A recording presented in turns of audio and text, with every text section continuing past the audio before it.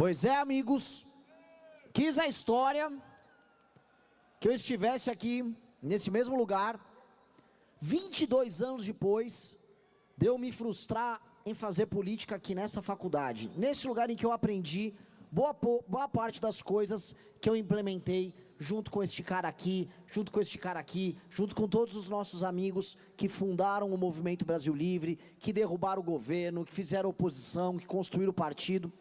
Uma parte disso foi em grande medida aprendida aqui. E nós temos que aprender a nos apropriar do que é nosso. Disseram que esta faculdade aqui seria um local proibido para colocarmos os nossos pés. Não apenas colocaremos os nossos pés, como somos donos dessa faculdade e verdadeiros legatários de todas as lutas que realmente importaram no Brasil. Somos nós os verdadeiros legatários. Uma parte importante dos estudantes daqui lutaram contra a escravidão. Haviam aqui muitos filhos da elite que eram a favor da escravidão e outros tantos eram contra a escravidão. Daqui saiu boa parte da luta abolicionista. Em 32, nessa mesma praça aqui, foram convocados jovens para a guerra contra o regime totalitário que estava surgindo naquele momento. Anos depois, foi aqui inclusive nesse parlatório, que se discursaram exigindo o retorno ao Estado Democrático de Direito, um famoso discurso do professor Goffredo. E hoje, o que nós tivemos, a última semana, foram estudantes absolutamente infantis, com uma cabeça muito pequena, tentando impedir o futuro de acontecer. Eles estavam tentando o futuro, e nós somos o futuro. Eles estavam tentando o futuro, tentando negar o aspecto mais glorioso que o nosso futuro terá, que é a construção que nós faremos, que é a transformação que nós vamos fazer no nosso país, que é tirar esse país dessa decadência, dessa pasmaceira, dessa tristeza, dessas listas horrorosas em que a gente figura internacionalmente, listas de cidades mais violentas do mundo, listas humilhantes, em que nossa população mais jovem não consegue sequer falar e competir na própria língua com línguas de outros países, porque os estudantes de outros países têm boa educação e nós não temos. A situação humilhante de um país que é obrigado a ter que escolher entre China e Estados Unidos para ver quem lhe tutela. Essa é a situação humilhante que a gente passa. Nós deixamos de ser o tal do Brasil, o país do futuro, para um país, em grande medida, de zumbis, de pessoas largadas às traças, das ruas aqui do nosso centro da cidade, tomados por usuários de crack.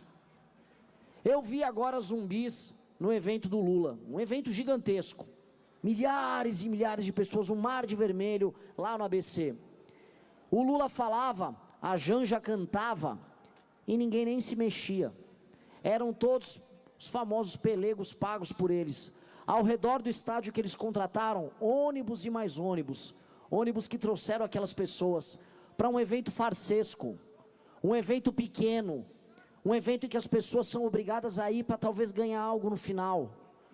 O evento do Lula é o retrato do Brasil que nós vivemos, uma massa de pessoas tornada escrava, tornada zumbi, de um governo que lhe dá migalhas, para eles justamente vestirem no momento da eleição sua camisa vermelha, apertarem aquele botão com o número 1 e depois o número 3, para que o Lula permaneça no poder. Não há nada mais significativo do Brasil tornado zumbi do que aquele maldito comício organizado por aquele maldito bêbado e a sua maldita esposa, naquele maldito local onde eles começaram, no final dos anos 70, a escravizar a nossa nação. Porque é isso que eles entregaram. Um país de joelhos, de pessoas escravizadas, mendigando Bolsa Família, mendigando um Vale Gás, mendigando uma energia elétrica. Isso não é o país que nós desejamos, não é o país que nós precisamos construir. Eu não consigo aceitar isso, e eu tenho certeza que vocês não conseguem aceitar. Vocês, prestem muita atenção, vocês são o início de algo muito novo. Este nosso comício é o primeiro de muitos outros comícios que nós vamos fazer ao longo dessa campanha, não só na cidade de São Paulo, mas ao redor de todo o país. E um será maior do que o outro. O que nós estamos detonando aqui é um processo, é um rastilho de pólvora, é uma fagulha que vai tornar o nosso país um país que desperta, porque hoje ele não está desperto. Hoje nós somos uma nação derrotada, uma nação sem esperança e sem futuro, uma nação em que as pessoas mais velhas nem sequer querem acompanhar as eleições, porque elas consideram que as eleições já estão dadas.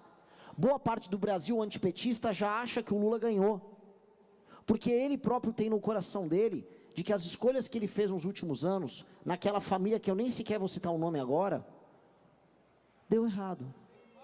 Deu errado, como deu errado aquele evento em Copacabana, fingido, em que aquele candidato deles, que se colocou numa foto ridícula de sunga, cantava um funk no meio da praia de Copacabana. Sempre o maldito, aliás, eles sempre reclamam do funk, dizem que eles são alta cultura, cristãos, patrióticos, mas na hora da campanha, tá todo mundo no funk.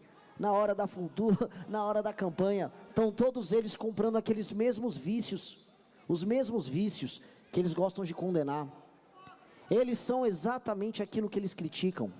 Eles são um projeto de poder como fim em si mesmo. Eles não têm perspectiva de futuro. Eles não têm nada a agregar. Nós, brasileiros, não podemos, eu repito, ficar refém desses malditos. Nós não podemos aceitar isso. E tudo pode ser tão melhor. Tudo pode ser tão melhor se a gente destravar o nosso país. Já imaginaram se ao invés do maldito Flávio, formos nós ao segundo turno contra o Lula?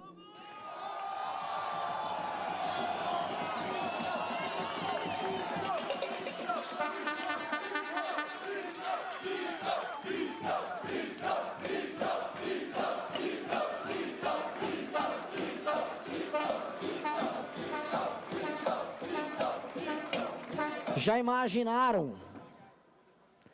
Na primeira pesquisa do segundo turno, nós já aparecendo na frente do Lula, e o Lula, aí sim, ele desesperado para ir para os debates, para poder tentar virar o jogo, e ali nos debates do segundo turno, ele sendo derrotado e devastado por nós.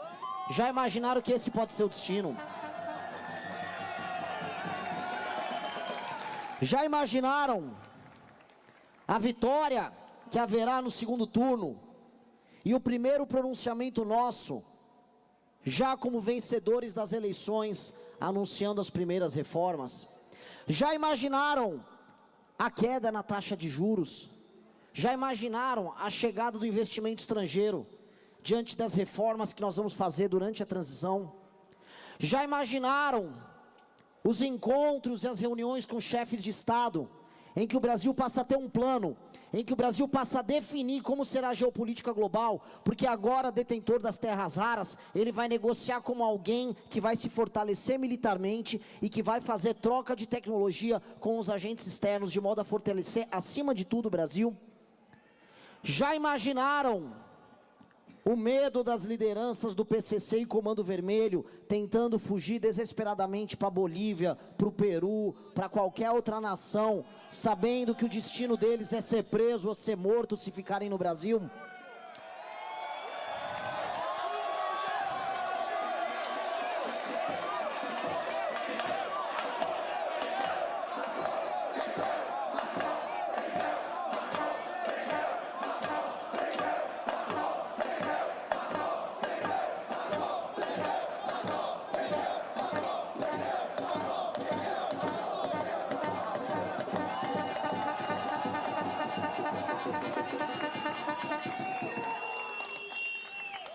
Já imaginaram um Natal diferente que vocês terão ao final do ano, quando as pessoas vão conseguir comprar melhor, quando as pessoas vão se encher de esperança, quando as pessoas passarão a planejar um ano diferente?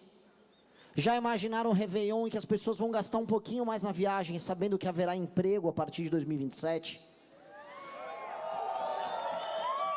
Já imaginaram o dia da posse, no dia 5 de janeiro de 2027, quando o chefe de Estado do mundo livre virão até o Brasil para poder assistir a nossa ascensão ao poder?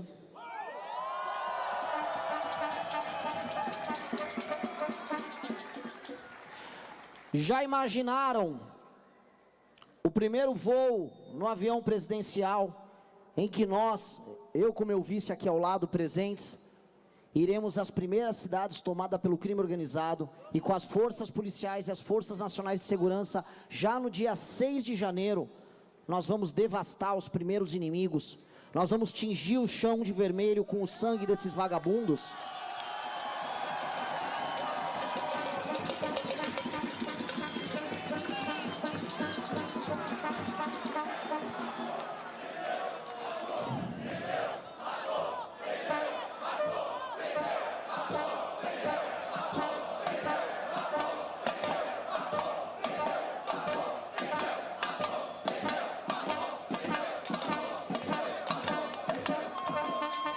Já imaginaram as filas de vagabundos se entregando, descendo morros, descendo cidades, abandonando periferias? Já imaginaram as festas das pessoas ao ver que aqueles que os escravizaram nos últimos anos se entregam como ratos, ou morrem numa lápide largada que ninguém vai visitar?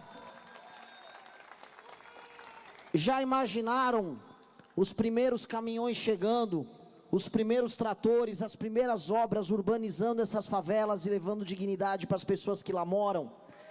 Já imaginaram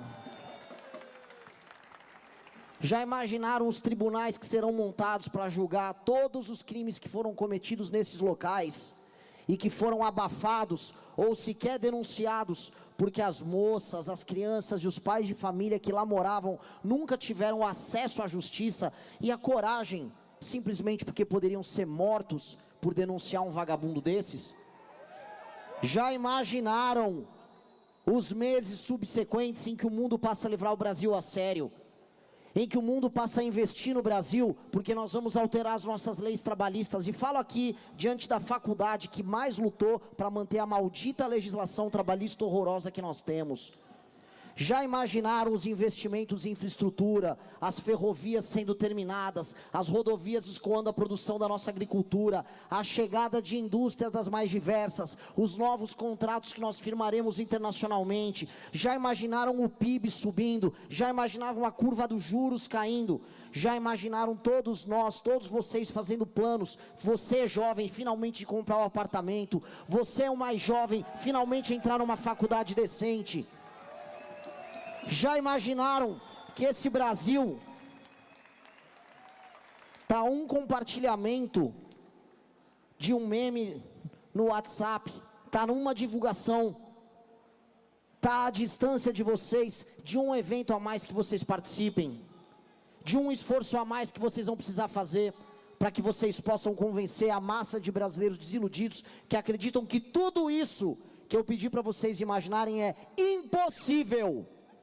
Boa parte dos seus pais e avós consideram tudo isso que eu falei aqui impossível, porque foi ensinado para eles ao longo dos últimos anos que imaginar que o seu país pode ser diferente é impossível. E o que eles fizeram? Eles desistiram. As gerações mais velhas desistiram e capitularam. E eles foram empurrados a isso, porque a dificuldade de viver, tomado pelo que há de pior na liderança, os fez parar de acreditar. São tantos Alcolumbres, são tantos Arthur Lira, são tantos dessa gente suja, dessa gente baixa, dessa gente que participa de todos os escândalos possíveis, dessa gente que gosta de se abraçar com todas as prostitutas, com todos os bandidos e corruptos dessa nação, em todas as piscinas, em todas as orgias, em todas as surubas, em todas as festas amaldiçoadas usando o nosso dinheiro suado. Estes caras que nos comandam em Brasília fizeram todos os pais de vocês e os avós de vocês acreditarem que não é possível fazer nada disso do que nós falamos. E é por isso que em cada aparição pública que nós fazemos, e que em cada entrevista, em cada sabatina, sempre vem a pergunta: mas como vai fazer isso? Mas como? Antes de tudo, antes de me perguntar o como, eu pergunto de volta a todos eles, e eu jogo o desafio a todos agora. Por que não imaginaram ou não disseram isso antes da gente? Por que ninguém disse antes da gente que era preciso destruir o crime organizado e retomar as nossas ruas, os nossos bairros, as favelas e as cidades? Por que não disseram antes de nós que o correto a se fazer com a população mais pobre é desfavelizar o bairro dela? Por que não disseram para todos nós que o correto é chegar para os administradores e prefeitos de todas as cidades e avisar: não adianta só usar o nosso dinheiro, você vai ter que entregar melhora na qualidade de vida ou você não será político, porque o objetivo do líder político é sempre o bem comum, é sempre o bem comum.